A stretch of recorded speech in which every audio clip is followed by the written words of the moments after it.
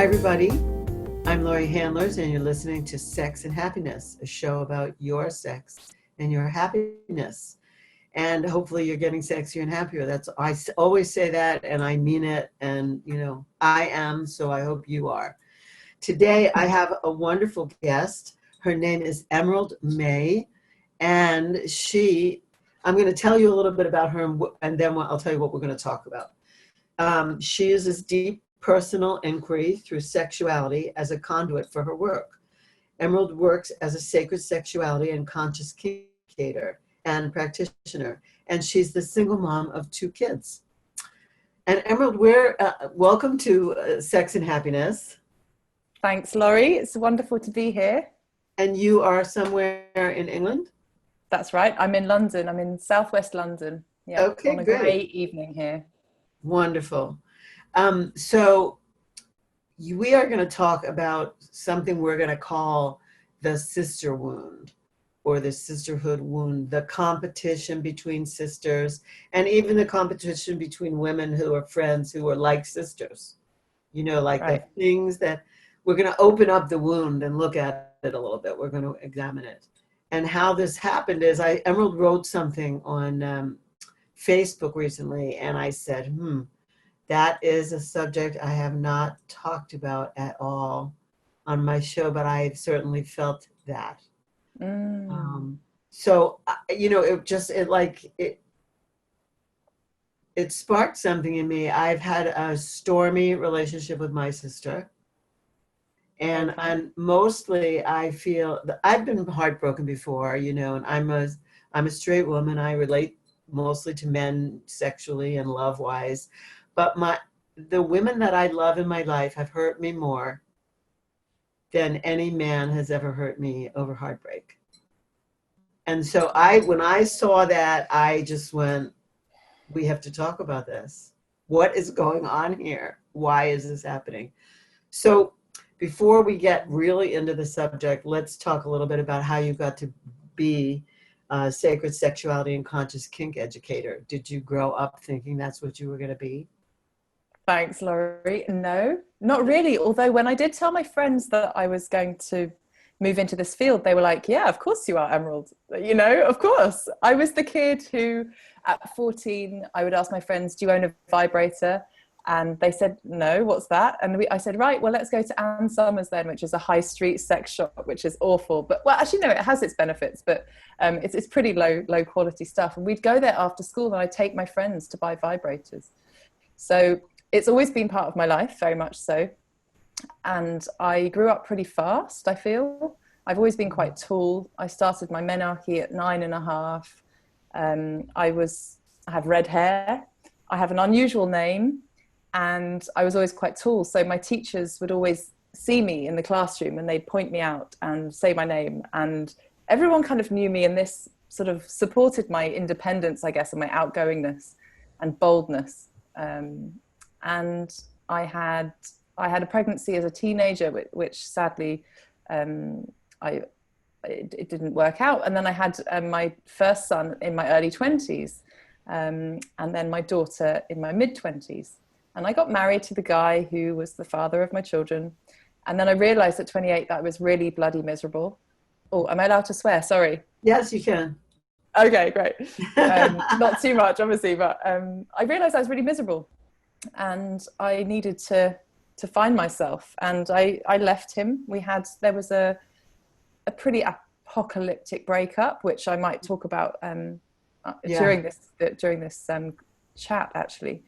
And I realized that I was really miserable and I needed to find myself again. And that sort of sent me on the path of exploration, I guess. And 7 years later, here I am, emerging into the world of conscious sexuality as an educator and coach after 7 years of experience of my own personal exploration through sexuality and spirituality. And not so easy to do with 2 children.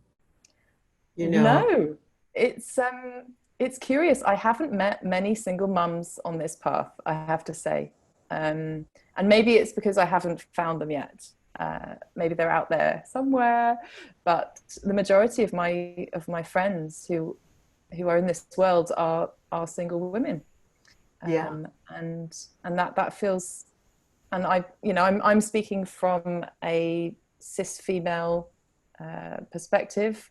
I identify as pansexual, and I appreciate that I've grown up in a patriarchal and white privileged white supremacist society. So my experience is particularly, shall we say, run of the mill, perhaps in some ways, in that cultural way, but also I've got this slightly different edge of being a mum of now a 13-year-old and a 9-year-old at the age of 35.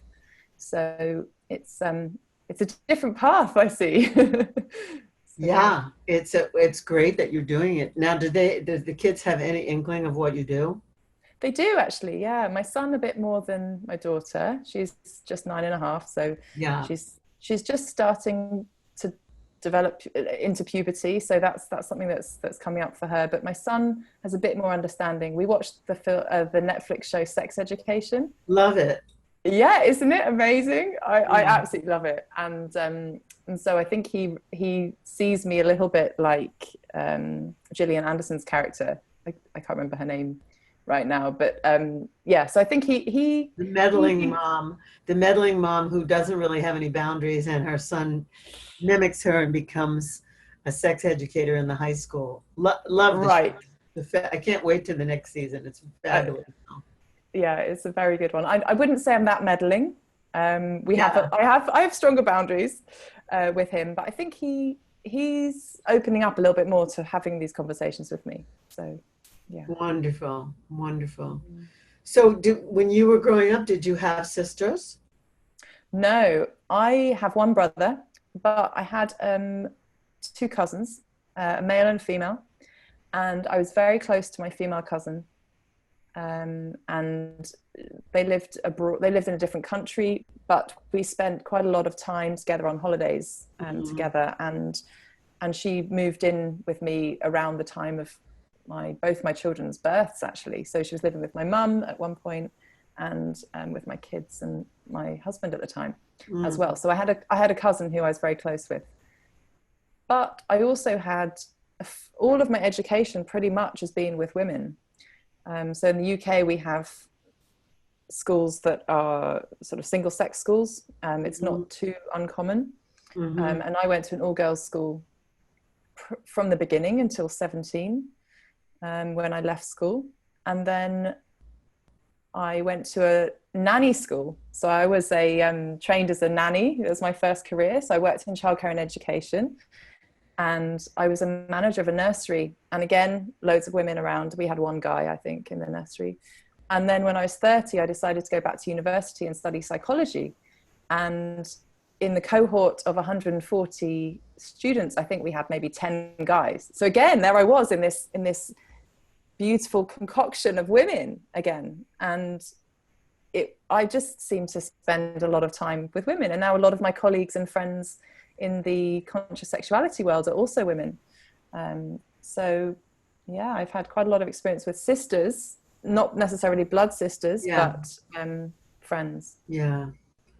Yeah. Well, I have one sister. I have no other siblings, and our relationship has been very stormy. It's very difficult for us to get along, I would say. And I've created sisters all over the place. Like I have thousands of friends, but I have an inner circle of very close women friends, and we've all had bouts of, with my two best friends. There were times where we didn't speak for years. We were so mad at each other.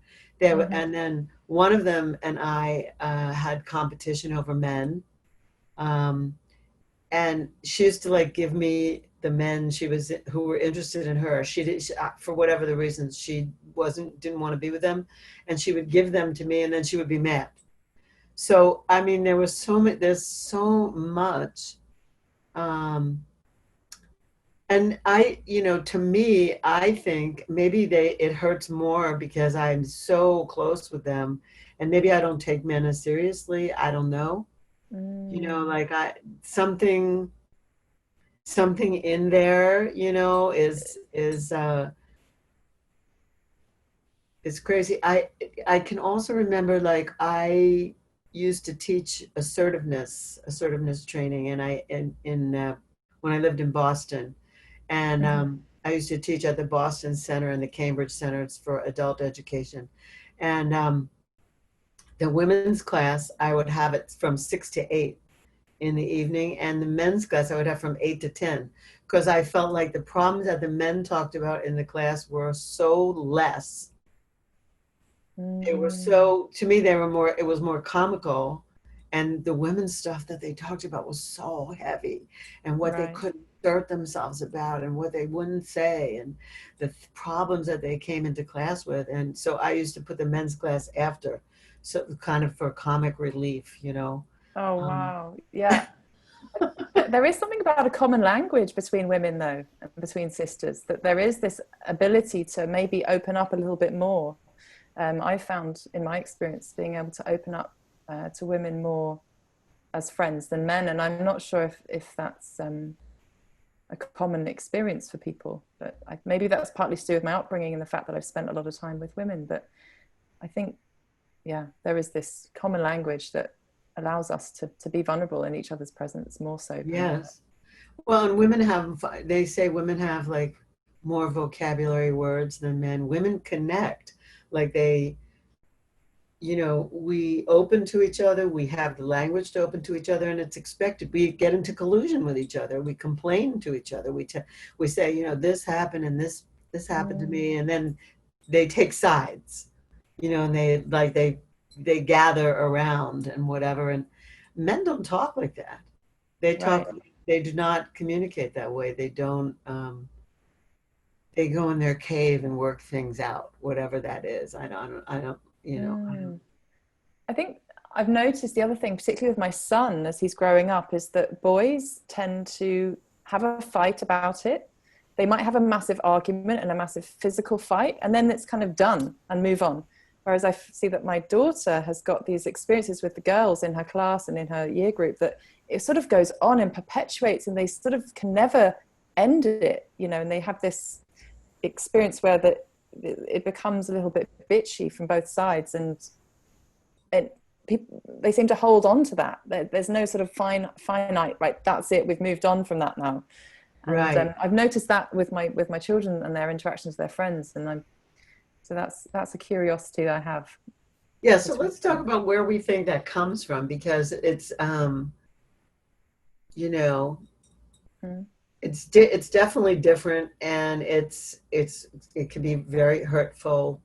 Um, Look at the Me Too movement. I mean, let's just take a look at the Me Too movement for a second. I mean, you know, women who didn't say anything and had were victimized, either self-imposed or at, you know, at the whim of men in power, and then they started speaking out, and they took down Mm. certain people who needed to be taken down. But now men are frightened to death. Like a woman can just like point at a man and go, he, and if it's true, it's true, and if it's not true, it's not true, but nobody knows. And that someone can just be like removed from his earnings, removed from Mm. a position, uh, thought so badly of, you know. So there's, so I think there's, it can be dangerous. Yeah, I think there is an element of that. I think the only, in these situations that are horrendous for people involved, the only two people that really know what happened are the two people that were involved. Right. And, you know, and no matter what anyone else says or has experience of, that's the truth. Unless, of course, it's been witnessed by others, and that, which thankfully mostly is more uncommon. But I Right. think that,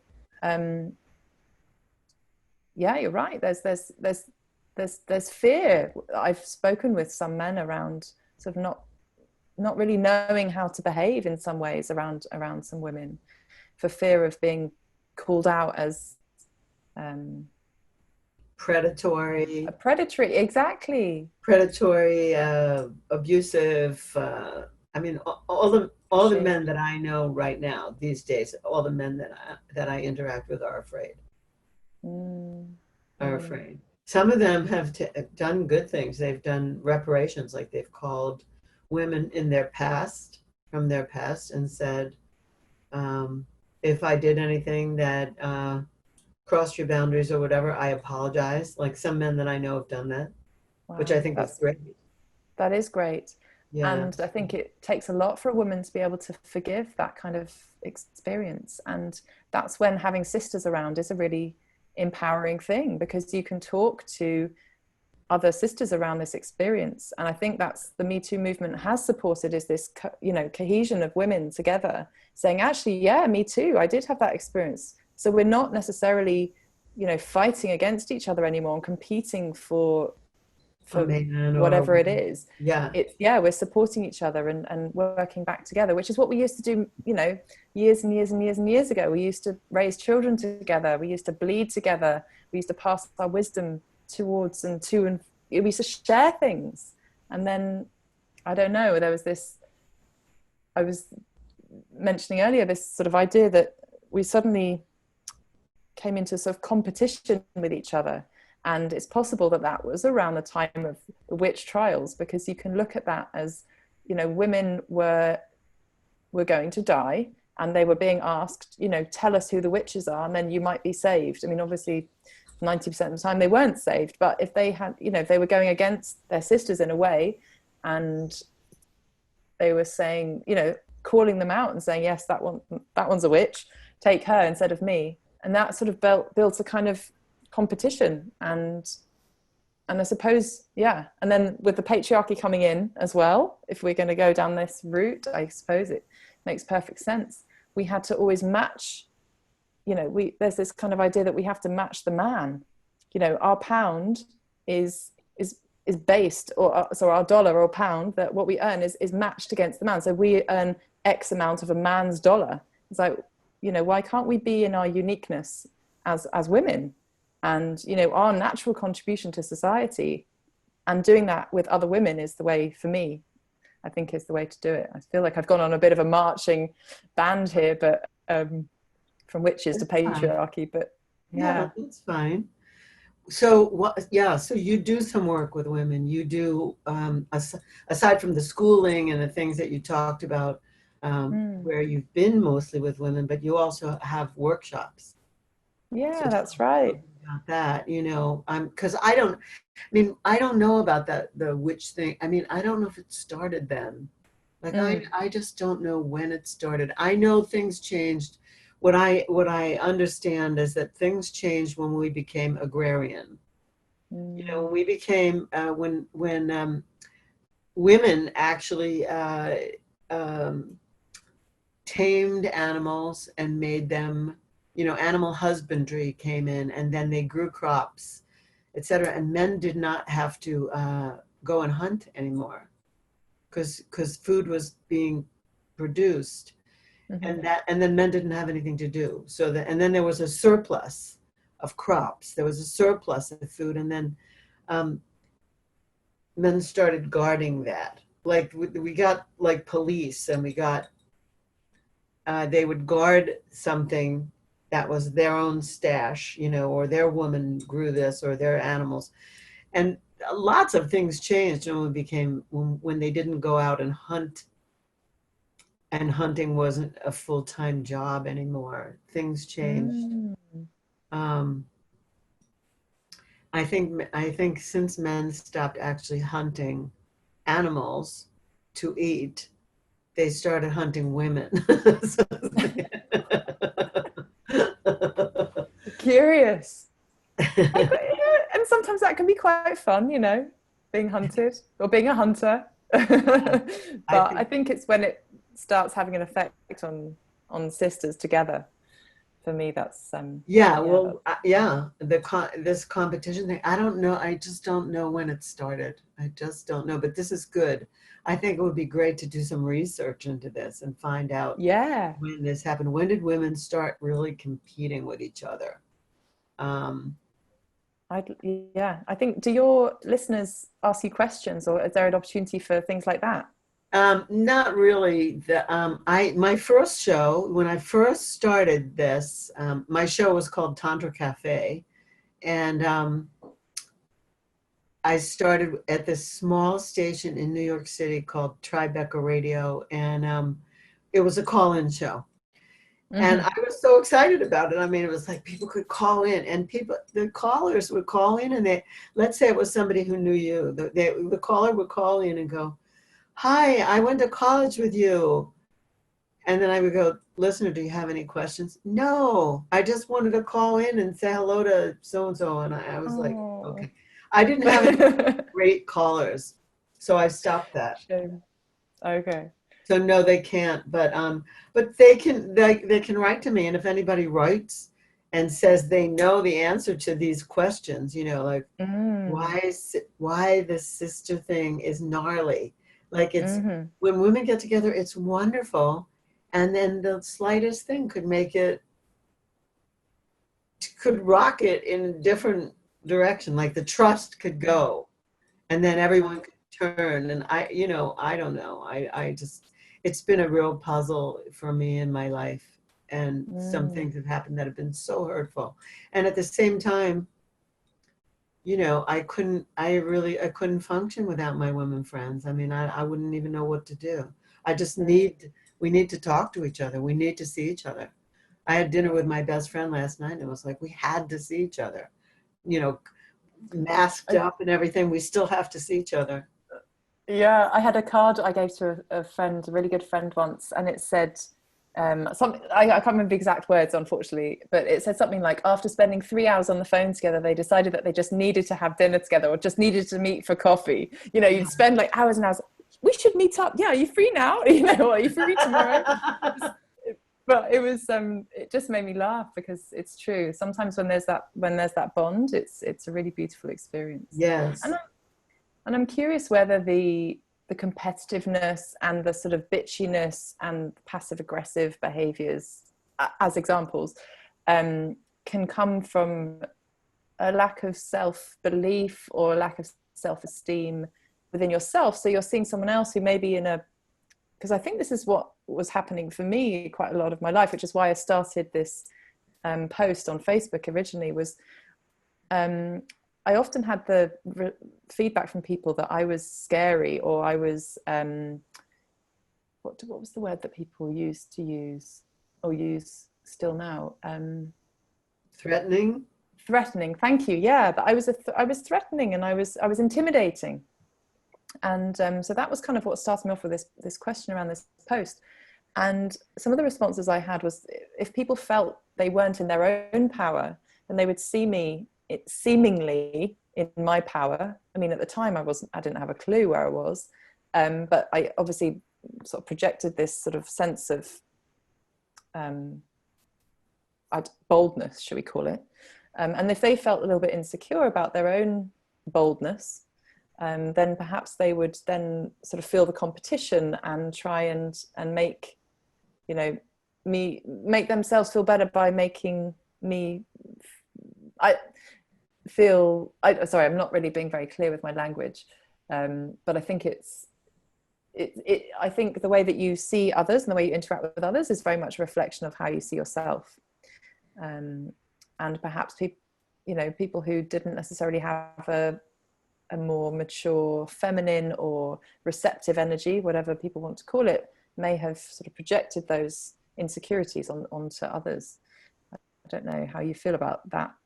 Rather jumble of words. Well, it's happened to me too. I mean, because I've always been this way. I've always been very outspoken and a leader. And I'm not tall. You are. I'm not. Yeah. So I've been short, but like very, we could say aggressive. Until I learned to be assertive, I probably was very aggressive. And yeah, I'm sure that I threatened people. People have told me that also. One woman told me once, gee, I'll never forget it. Just one person said to me, "I don't want to be your friend because I'm afraid that I will lose myself. I'm afraid that your energy will swallow me up." Wow. I thanked her. I mean, it hurt, but I thanked her. I said, thank you for taking care of yourself. I mean, I would not try to swallow somebody up, but that doesn't mean they wouldn't get swallowed up. Right. It wouldn't mean that they wouldn't feel. That might not be your intention, but it might be how it's received, right? Yeah. Yeah. I'm sure though that that people have felt threatened, and then there's a whole there's people who have done things that are unconscionable, and there are some people that I don't speak to anymore. Yeah. And I hate that. I mean, I hate that things even happened. Mm-hmm. Mm. Yeah, it's curious. I think I had my cousin who I was mentioning earlier. We don't speak anymore, Mm. and she did something that was unspeakable. And ironically, that's why we don't speak anymore. And I, without my sister friends, you know, my sisterhood around me, I don't know how I would have got through that time. And I'm really pleased that I was able not to use that one experience that was she had an affair with my husband. Mm. So, you know, it was pretty mega. And I'm just so grateful that I was able to have the support of my female friends. So I didn't think that every woman in the world was untrustworthy and would go there and do that Right. unspeakable thing. And I'm really grateful that my friends supported me in that. And I think that's where the healing can happen, is when women are together and can be in a supportive and nurturing role that is a little bit intuitive and instinctual, or instinctive, I should say, and supportive unconditionally, rather than this sort of competition. I think sticking together is Yeah. a good thing, right? I think in the old days when they had things like the red tent, I think that it was much easier. I think that when people live in their own little apartments and their own little houses and they're separate, and community breaks down, and there's nowhere really for people to gather. There's nowhere for the sisters really to gather. They used to maybe gather at the market, or they used to gather or whatever. We don't have that anymore. Everything's decentralized. So, and I don't know if that was on purpose. I don't know if we find ourselves in this situation, or that's what I was saying. You know, things changed when we became agrarian, but now we're techno. And Well, that's a birth of new things too, Laurie, isn't it? Because I think yeah, what's happened over lockdown is that people have come together in different ways. And I run I'm a co-founder of this beautiful community called Vermilion, which is a sex positive well-being community that celebrates Eros as celebrates and cultivates Eros as life force energy. And we are a Facebook group at the minute, and I've been running women's circles there. So every Tuesday evening we meet together in a circle to witness and celebrate and hold each other. And we ask for consent if we want to offer reflections or impact. So there's not this kind of, we're not offering advice to women, which is one thing that we love to do. It's like, I can fix this. This is, I know I've been there, I can do that. But it's a space where people can just be, and not have to worry about being judged, and just fully express themselves. that's really awesome. And are there men in this community also? Yeah, there are. Yeah. So we also have a men's group, and we're creating a non-binary group as well for people who don't identify on the binary of One male, side or the female, which other, is right? kind of what we've been talking about quite a lot. Yeah, and there's a whole load of other workshops and explorations and events that we offer in Vermilion as well, which has been a really beautiful community building exercise throughout lockdown. Yeah, and I've also been really lucky, actually. Sorry, were No, you I going to love say? that. I'm excited about that. Yeah, I'll invite you. You should join. It'd be great to have you there. We've got about 1,700 members now in the Wow. community. Yeah, and it's growing, and it's a beautiful concoction of community and people from all over the world, actually. So we started off in the UK, obviously, and we launched in London with a few live events in February, and then obviously lockdown happened 3 weeks later, and my co-founder Drew and I had to sort of create something different and new, and here we are on Zoom. So that's Beautiful. been a beautiful experience, and bringing people 1,700 together. members. That's wonderful. That's Yeah, this lockdown has given technology a chance to flourish in the high touch way rather than only the high tech way. I've Yeah. experienced that myself. All right, so great. So Vermilion, and then tell me about this. You do a 6-week women's course. Right. What Yeah. is So I've that? just, that is a really exciting birthing that's happened during lockdown as well. I met a beautiful sister called Ariana Lalakea, and we've never actually met in the flesh. We've just met on Zoom. So we were teaching on a 6-week online course, How to Be Better Lover for Women, which was run by Shawnee Love, one of my colleagues. Yeah, I know And Shawnee.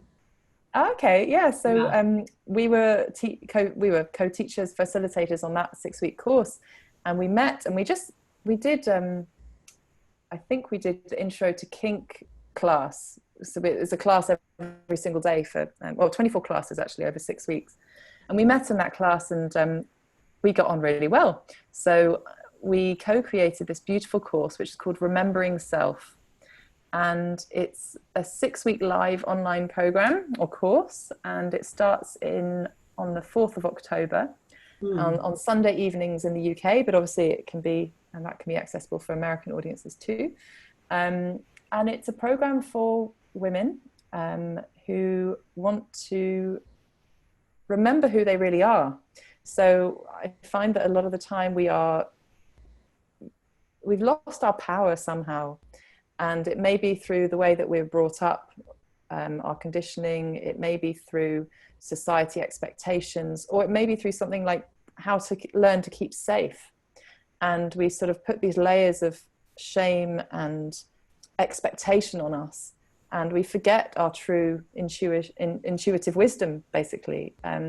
But the good news is that the body doesn't forget, Right. and we have that wisdom in us, all of us. And so this is basically doesn't sound very basic. It sounds quite mega, but it's a beautiful program that we've created together that will support people to remember who they truly are and to live in their true, authentic expression that is grounded and humble, but authentic, and they value themselves enough to voice their truth. So Sounds yeah. wonderful. That's what actually happened to me in Tantra. Like my Mm. first Tantra class, I remembered who I was. I had given away everything to Mm-hmm. the corporate world. And then I went into Tantra, and for day one, I just went, oh, I'm Mm. female. I feel everything. And I'm connected to everything. Like I'm like a drop of water in the ocean. I'm connected, it was just like that. That was the wake up call for me Wow, on that's day one beautiful. going into Tantra. So I love what you're doing. I really appreciate it. I feel Mm. like the roles get in the way, like being a wife, being a mom, being something. Yeah, The thing gets in the way of being. And absolutely. so I love that you're doing that. So in October when this starts, this will be your first one, your first 6 week. That's right. Yeah, it'll be our first one we've created. So it'll be 6 live calls, and then we've got beautiful handouts. We've got gorgeous visual meditations and audio meditations and rituals and body experiences. It's going to be just beautiful. I'm really excited about it. Wonderful.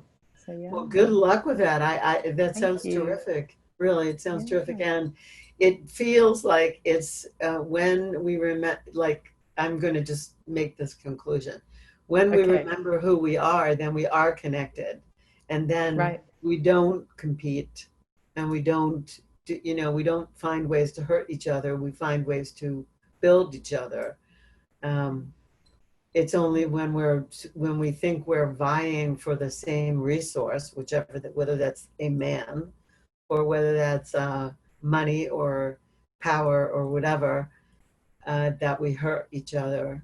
Mm. And it doesn't really have to be that way. It really doesn't have to be that way. I totally agree. Yeah, that's a beautiful way to Yeah. conclude that. Definitely. I think it's we are more powerful together. That's Yeah. it, isn't it? Yeah. And celebrating our own uniqueness and celebrating everyone else's uniqueness too, together. I think that's beautiful. It's great, really.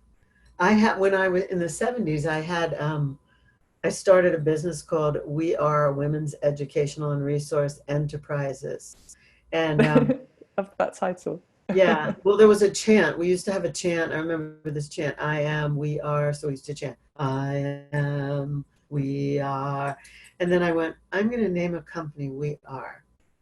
And so I named a company We Are, and I invited 6 other women to be in the business with me. And so we were a collective for a while, and then that didn't really work out. Like we could never get anything done. So it ended up being 2 of us, the 2 co-owners of the business, but we employed the others and did weekend workshops and stuff. And it was a very rich time in my life. So you're reminding me of so much like inner stuff, like things that things that are so important to remember and to have focus and ongoing support. So it's wonderful. So how do people get in touch with you? So people can find Vermilion, like I'm trying to. Yeah, they can find Vermilion on Facebook. I can send, if we can send the link, that would be great. My name's Emerald May, and I've just launched my Facebook page a couple of weeks ago. And I'm also on Facebook as a profile, as a person too. There's a person behind the profile. The person and a page, right? Yeah, so there's a person and there's a page, and then Vermilion is a group. And then we have Remembering Self, which is our website for the course, and it's remembering-self.com. Okay, good. All right, so those are the best ways to reach out to you. Yeah, they are. People have heard something here, if any of my listeners have heard something here that all of a sudden, like you went, yeah, I don't have anywhere to talk about this, or I don't know who I am. I got lost somehow, and now I'm sitting in the COVID trying to figure it all out.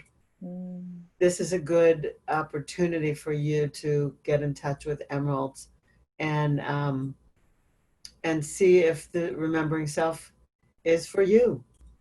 Why not? Everyone is welcome. So yeah, we're for women with an X. So that is for people who identify as women but may not call themselves women or female as well. So I just wanted to highlight that too. Okay, that's great. Really? So you have non-cis members? Yeah, we may do. At the minute, we have cis females. Okay. And we're welcoming women who don't necessarily have female bodies. So yeah. Beautiful. And for people who may not call themselves women but may have female genitalia. Right. Just to be really explicit. Thank you. You're welcome. So much. It's really important to have those awarenesses as well. Yeah, thank you. All right, so Emerald May, thank you for being my guest today. It's been my pleasure, and thank you for that post that caught my attention. Oh, thank you so much, Laurie, for inviting me. It's been an honor to be here. I'm really thrilled to be able to share some of my story, and thank you for receiving it so well. You're welcome. And I hope this helps someone. If you're out there and you've had some issues with something called the sister wound, then you may want to look further. And Emerald is a good resource for this, and her groups are a good resource for this. But this is something that it's important, I think, that we heal this. And absolutely. This is the beginning, perhaps, like it's important that we find each other. Absolutely. So everybody, thank you for listening today. I couldn't do the show without you. I love to do them. Please tune in next time when I will have another amazing guest. I will have my dear friend Johnny, and he goes by Johnny Vajra. I'm not going to say what that means on this show, but he and I will talk about it on his show. And thank you for being a loyal audience. This is Laurie Handlers signing off for Sex and Happiness. And I say to you, namaste.